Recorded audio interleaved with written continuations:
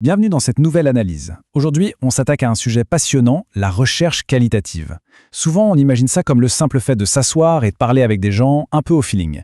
Eh bien, on va voir ensemble comment cette idée assez floue se transforme en fait en un processus scientifique d'une rigueur absolue. C'est vraiment l'essence même de ce domaine, réussir à décrypter toute la complexité de l'expérience humaine de l'intérieur. Allez, on plonge directement dans le vif du sujet. Voici la feuille de route. On commence par les fondements de la recherche qualitative, on enchaînera sur les cadres et stratégies d'études, l'éthique sur le terrain, les méthodes de collecte, et on terminera en beauté avec l'analyse et l'organisation de toutes ces données. Première étape de notre voyage, les fondements de la recherche qualitative. Il faut absolument faire cette distinction de base. D'un côté, le quantitatif, qui est réductionniste. Il mesure des variables, il cherche le combien. De l'autre, le qualitatif, qui est complètement holistique et qui préserve la complexité humaine en cherchant le quoi. Pour illustrer, prenons le défi des bidonvilles. Une approche purement quantitative va simplement compter le nombre de logements. Mais est-ce que ça résout le problème de fond? Pas vraiment. L'approche qualitative, elle, va aller discuter avec les résidents, chercher le quoi. Et là, on réalise que le vrai besoin, ce ne sont pas juste 4 murs, mais un besoin vital d'infrastructures sociales, d'accès à la santé, à l'éducation, bref, toute la complexité humaine est préservée. On passe à la section 2, les cadres et les stratégies d'études. Ce qui est vraiment fascinant ici, c'est de voir comment la philosophie personnelle d'un chercheur modifie littéralement toute sa méthode d'enquête. Par exemple, un chercheur post-positiviste va rester très scientifique, focalisé sur les probabilités de cause à effet. Le pragmatiste, de son côté, va mettre la théorie de côté pour se concentrer uniquement sur les solutions qui marchent pour résoudre un problème concret. Le constructivisme social va s'intéresser aux interactions et aux significations subjectives, et la théorie critique a carrément pour but d'émanciper les individus en bousculant la société. Le prisme choisi change totalement la nature même de la recherche. Prenons un instant pour bien assimiler cette citation de Denzin et Lincoln, parce qu'elle est d'une profondeur incroyable. Le chercheur n'est absolument pas un simple magnétophone humain, c'est un traducteur. À travers ses notes, ses observations, ses entretiens, il rend visible un monde qui resterait totalement dans l'ombre autrement, et il le transforme en une série de représentations claires. C'est un rôle de traduction fondamental. Et pour faire ce travail de traduction, il existe plusieurs stratégies qui vont vraiment dicter l'angle d'attaque. On a la recherche narrative, qui va plonger dans l'histoire d'une seule et unique vie. À l'opposé, l'ethnographie va observer un groupe tout entier pour décortiquer sa culture partagée. Quant à l'étude de cas, elle va encadrer un système très spécifique pour l'analyser en profondeur. Et puis il y a la phénoménologie. C'est une stratégie visant à décrire l'essence universelle d'une expérience vécue par plusieurs personnes. C'est passionnant. Imaginons qu'on étudie la communication dans les hôpitaux face à une maladie grave. La phénoménologie ne va pas compter les mots échangés. Elle va chercher à comprendre ce que ces individus ressentent face à ce phénomène et comment ils le vivent au plus profond d'eux-mêmes. C'est du ressenti à l'état pur. On aborde notre troisième grande partie, l'éthique et le terrain. C'est là que la théorie se heurte au monde réel. Là, on touche à quelque chose de très sérieux, alors prenons le temps de bien poser les choses. Franchir la frontière du terrain implique de lourdes responsabilités. Il y a 4 piliers éthiques incontournables. D'abord, la non-malfaisance, la règle d'or, ne jamais nuire. Ensuite, la bienfaisance, le fait de produire un bénéfice positif. Puis, l'autonomie, c'est-à-dire le respect total des valeurs et de la liberté des participants. Et enfin, la justice, pour traiter tout le monde avec une parfaite égalité. On ne badine pas avec ces règles, elles sont là pour garantir la dignité humaine. On ne bétine pas avec ces règles, elles sont là pour garantir la dignité humaine. On dit souvent que les questions de recherche sont comme une porte d'entrée vers le terrain étudié. C'est une métaphore parfaite. La façon dont une question est formulée, qu'elle soit exploratoire pour comprendre un changement social ou descriptive pour cartographier un processus, c'est ce qui va dicter exactement où et comment le chercheur va atterrir.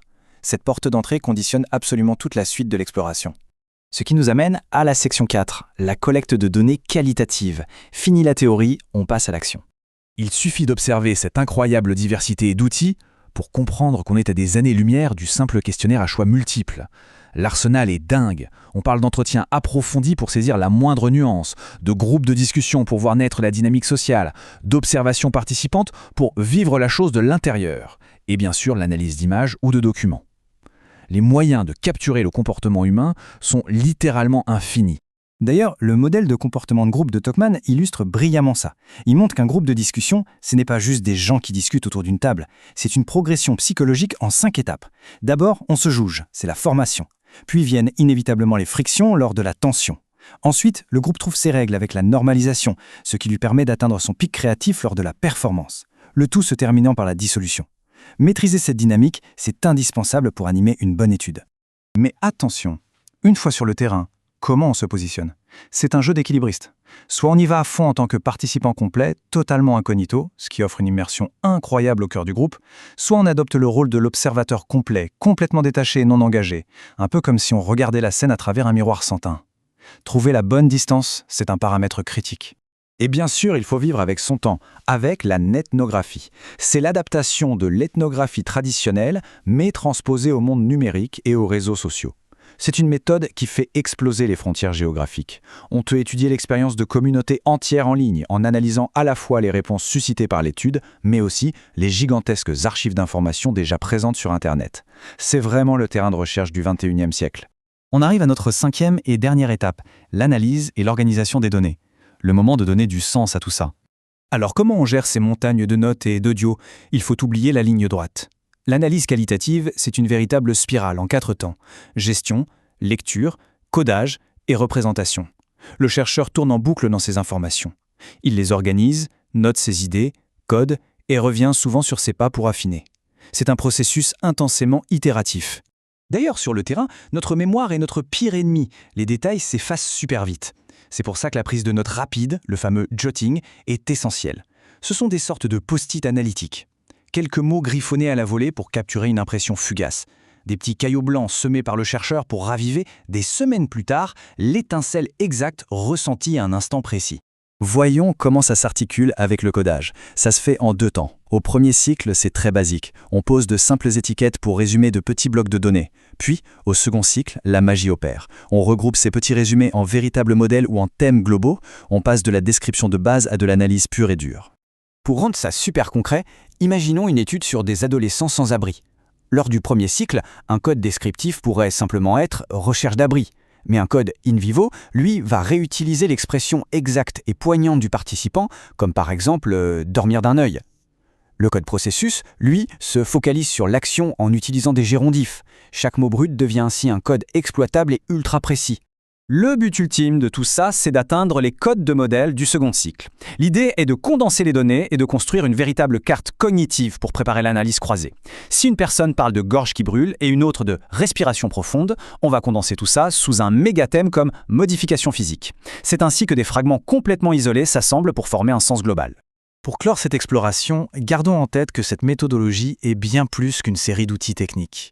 Elle prend le bruit et le chaos apparent de la vie humaine pour en extraire une clarté profonde.